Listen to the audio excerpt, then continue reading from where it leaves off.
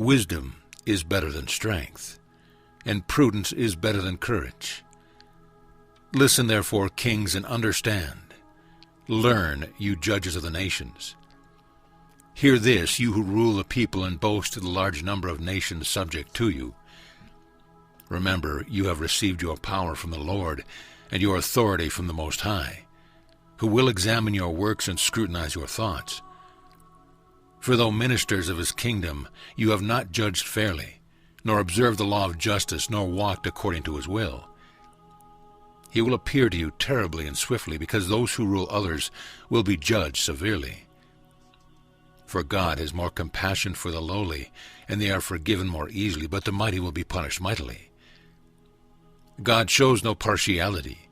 He does not stand in awe of anyone's greatness, because he himself made both the lowly and the great, and he is concerned for all alike. But the great are threatened with greater punishment. To you then, rulers, my words are directed, so that you may learn wisdom and may not go astray.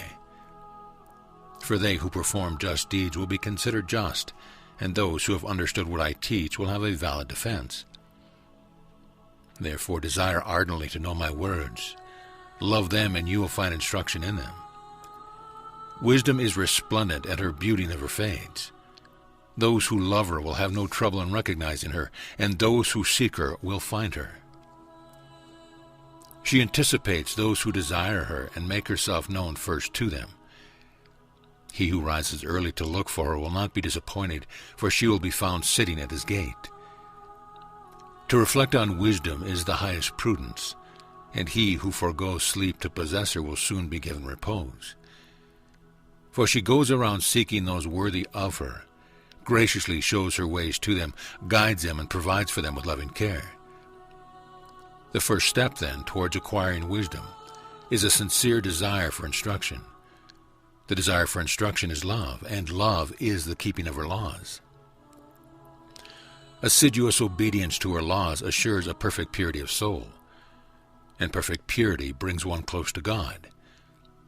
Thus the desire for wisdom leads to the everlasting kingdom.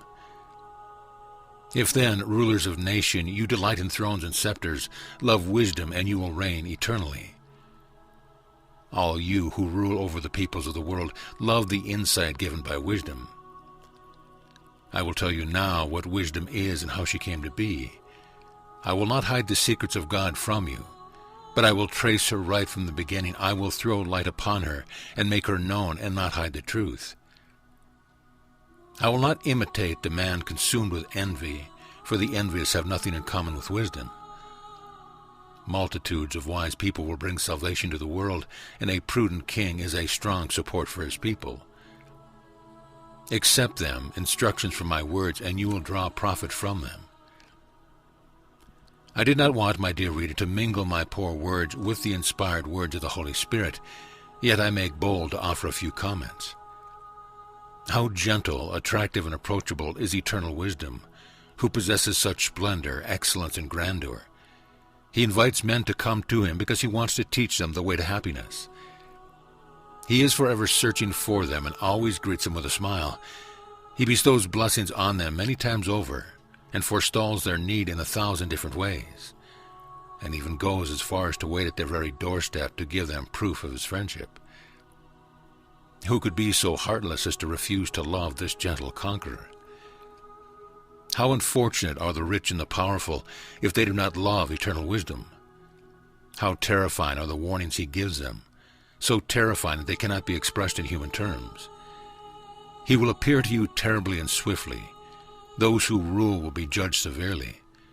The mighty will be punished mightily. The great are threatened with greater punishment. To these words can be added those he uttered after he became man. Woe to you who are rich! It is easier for a camel to pass through the eye of a needle than for a rich man to enter the kingdom of heaven. So often were these last words repeated by divine wisdom while on earth that 3 evangelists handed them down without the least variation. They ought to make the rich weep and lament, and now, you rich people, weep and wail over the miseries that are coming upon you. But alas, they find consolation here on earth. They are as though captivated by the riches and pleasures they enjoy, and are blind to the evils that hang over their heads.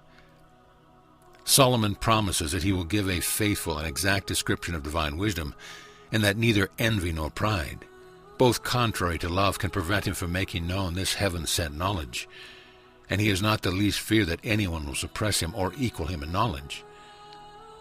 Following the example of this great man, I am going in my simple way to portray eternal wisdom before, during, and after his incarnation, and show by what means we can possess and keep him. But as I do not have Solomon's profound learning or his insights, I have less to fear from pride and envy than from my incompetence and ignorance, which I trust in your kindness you will overlook.